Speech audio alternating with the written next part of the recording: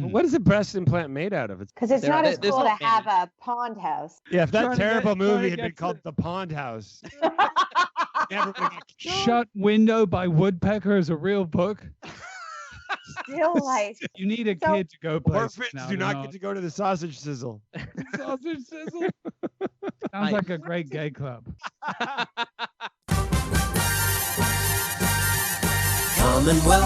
Commonwealth, the former empire, now Commonwealth. Is it relevant? Probably not. But why not give this part a shot? Stay tuned. Here comes Uncommonwealth, the podcast. And we're live from somewhere. And we're not all together because we're still doing this virtually. And it's already some month that I don't want to say because it won't be the month we release it. Shit. Oh, okay. Well, we're still live with Uncommonwealth. Thanks for listening. Should I read? All right, guys, we're going to Canada and we're going to talk about boobs. Who's excited? Oh, who is excited? I'm excited. I am. I'm very excited. Me. Good thing I'm sitting down. A 30-year-old woman in Canada was shot in 2018, and for the first time in recorded medical history, her life was factually saved by her breast implant in her left bosom. It deflected the bullet away from her vital organs and pushed it into the soft tissue around the bosom. I remember this. Her boob job saved her life. The boob job her husband forced her to get, who browbeat her into getting. And this story took a turn. Is that you editorializing, or is that after all that nagging, she finally relinquished and got them, and it saved her life. And what have we learned, everybody? Breast implant saved your life. Get the Save marriages. So why not do it? I don't think there's any downside. Is one of those segments where you had 20 seconds and assumed it would be a 4-minute conversation? This will prompt 5 minutes worth of banter. No problem. It's when you got a great premise, but no middle or punchline. All of a sudden, the strippers feel so much safer at the strip clubs. Yes. Because all those guys have guns, but they're like, we can just deflect them. Yeah, that was the Matrix sequel they didn't release. Maybe they're doing a new one. Maybe that's the whole premise. I'm looking forward to the day when we're all just raw. At birth, they just replace all of our limbs with bionic everything. Ooh. We just get an exoskeleton so that we, don't have to deal with broken limbs and stuff. Now, but if we were all Wolverine, was she shot? Like, was she an innocent bystander, or was someone trying to inflict? She was an innocent bystander. Oh, okay. I assume that the plastic surgeon who performed the surgery is got this up on his waiting room wall just to show off to all his patients. He's like, you say plastic surgeons don't save lives? Have a look at this, okay? Yeah. Well, there's a lot of great stories from World War II and one where these guys have sort of tobacco tins or a Bible in their pocket. Right. And they've stopped shells and bullets. And I also think if plastic surgery could deflect a bullet, the Kardashians are invincible.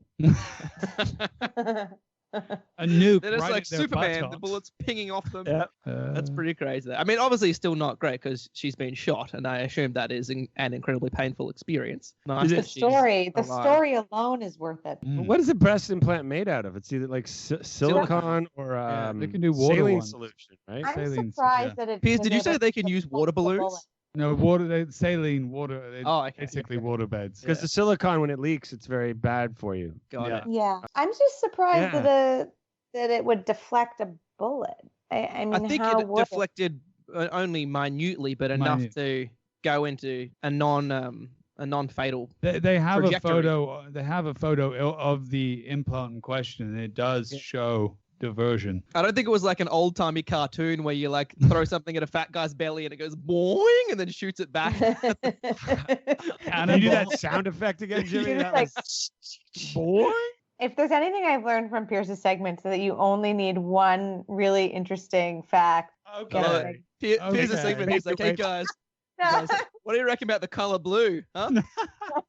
Take it away, team. Uncommonwealth. Alrighty, guys, time for another segment of What's the Difference? What's the difference? We're so slow, none of us know. Jimmy will tell us, he Googled it.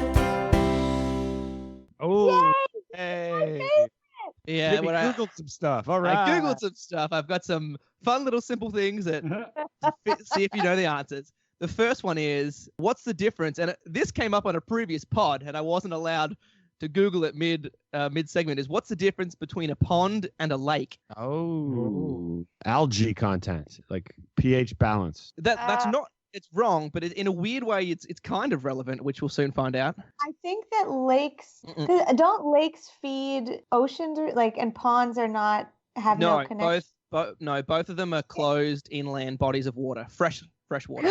You're thinking of, and I was going to do this as well, like the difference between rivers and estuaries and creeks and brooks. But, mate, there's a lot of technical terms for bodies of water that are essentially identical. So, in my experience, brooks are easy.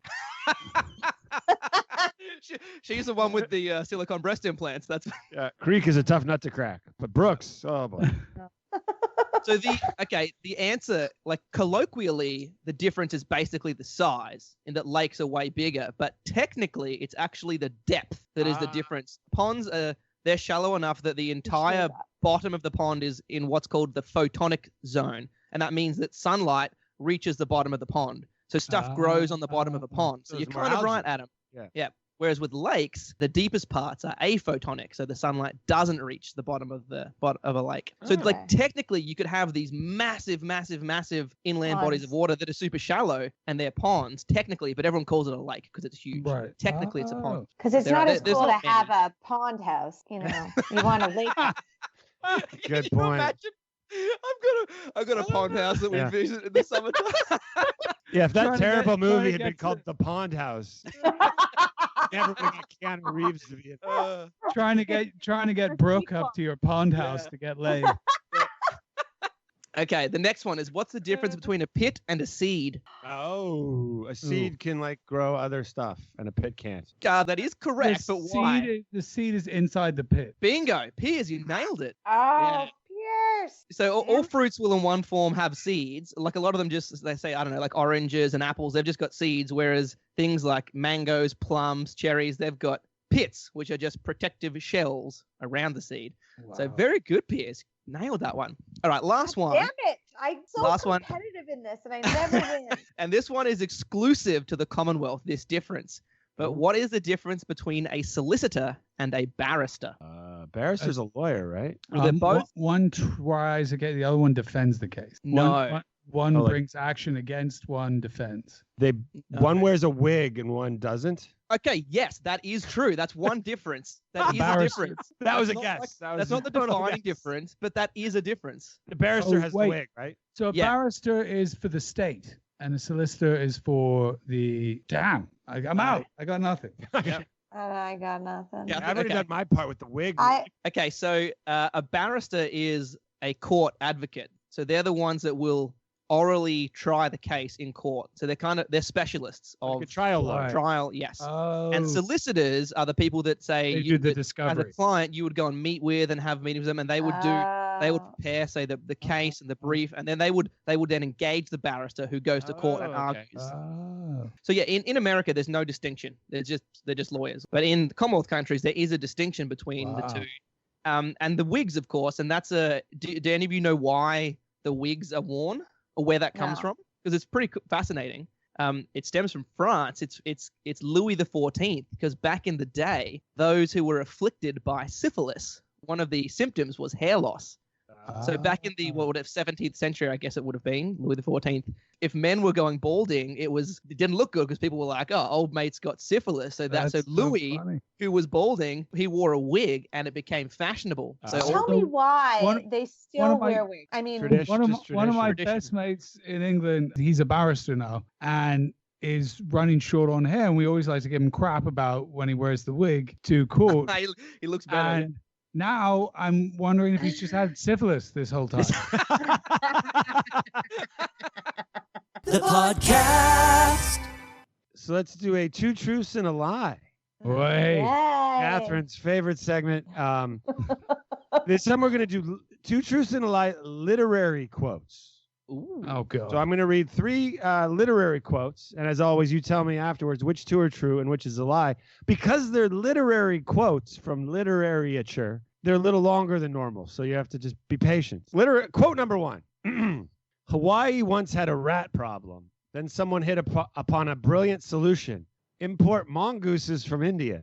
Mongooses would kill the rats, and it worked. Mongooses did kill the rats. Mongooses also killed chickens, young pigs, birds, cats, dogs, and small children. There have been reports of mongooses attacking motorbikes, power lawnmowers, golf carts, and James Michener. In Hawaii now, there are as many mongooses as there once were rats. Hawaii had traded its rat problem for a mongoose problem. Hawaii was determined nothing like that would ever happen again. That's Tom Robbins from Still Life with Woodpecker. Let me get through all three before we opine. Okay, the second one.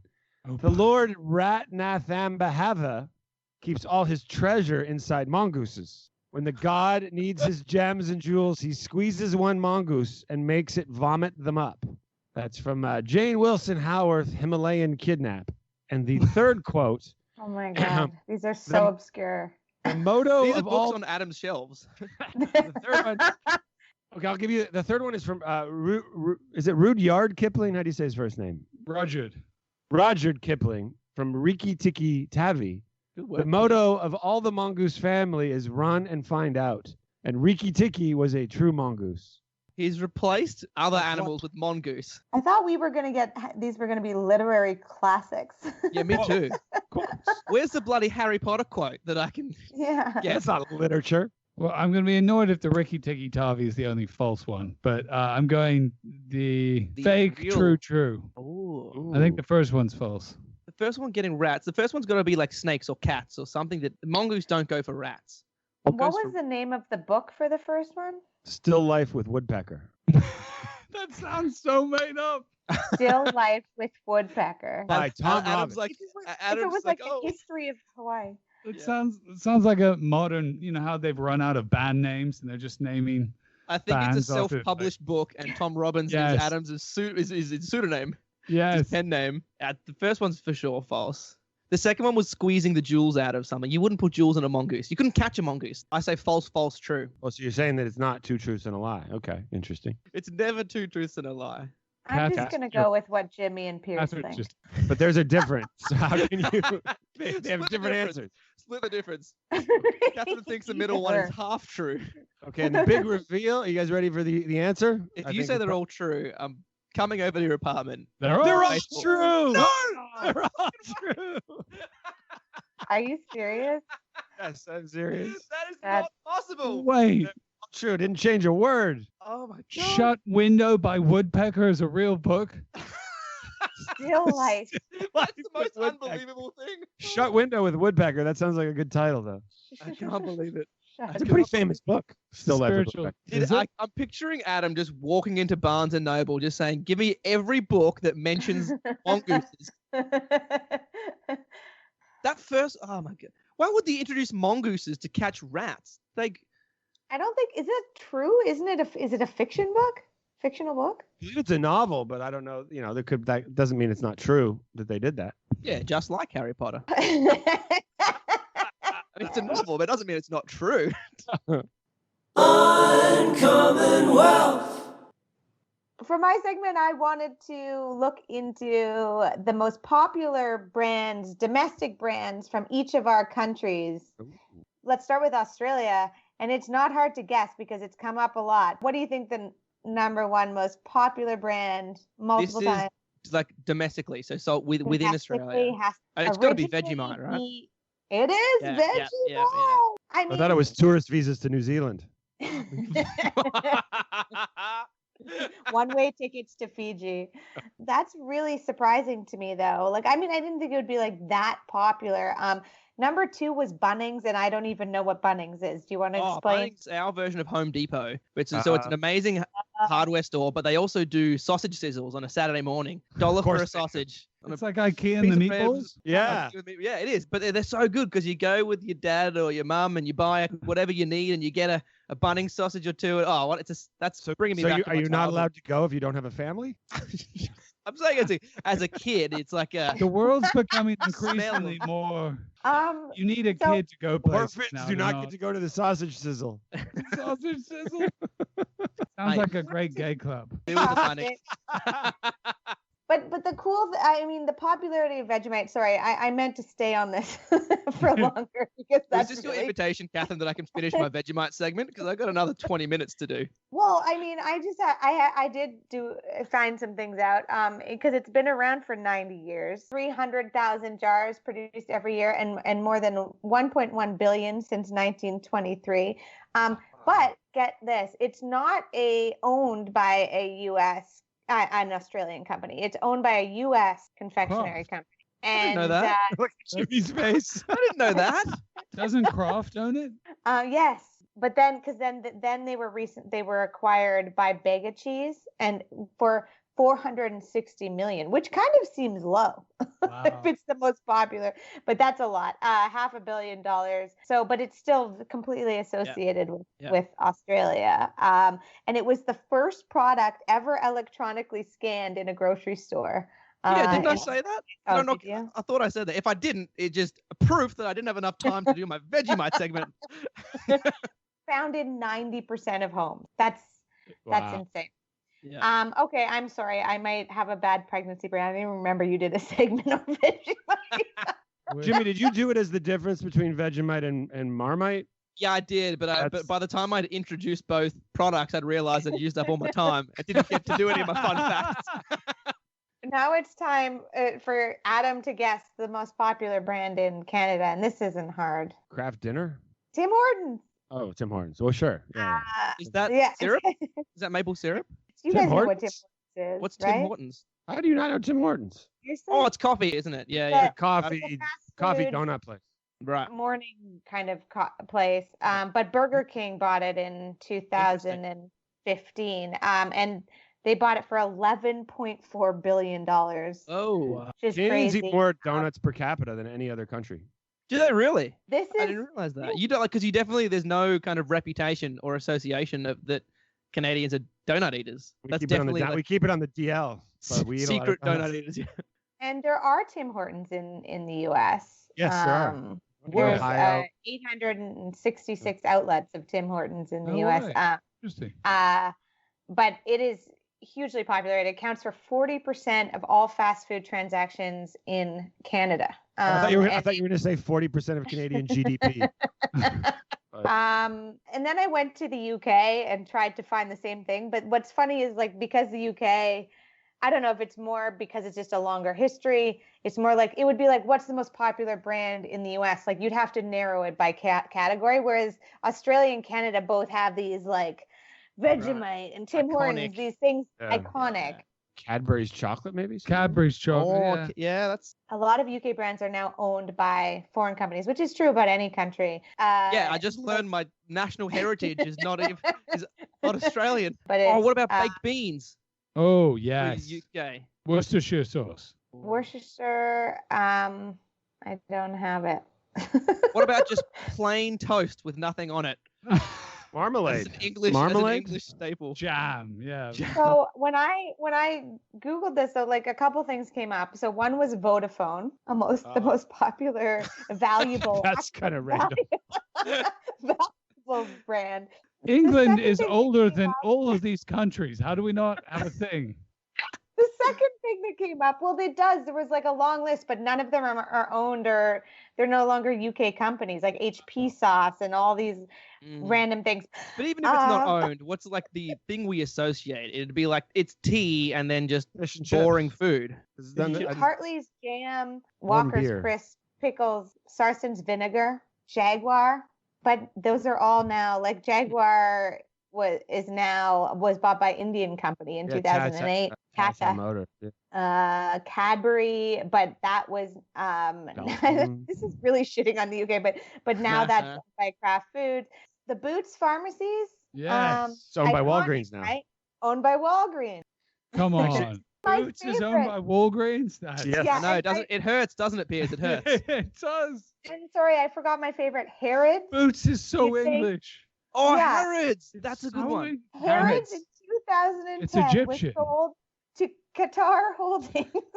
No way. No, but it was already. Oh, it was started by an Egyptian man. Harrods was. Yeah. It says it was founded in 1849 by Charles Henry the man Harrod. Princess Diana died with, his father, Fayed. Oh, okay. Or maybe he bought it from an English person. I think so. I think it left our hands a while back. So, Wow, they bought Harrods in 1985 for 615 million pounds. Sorry, I did my best with the British, but yeah, it was they're all been acquired. We've sold everything. Oh, guys, what happened to us? Like the Empire, we're almost done. We hope that you've had lots of fun. Was it relevant? Probably not. But thanks for giving this part a shot. Stay tuned for the end of Uncommon Wealth, the podcast.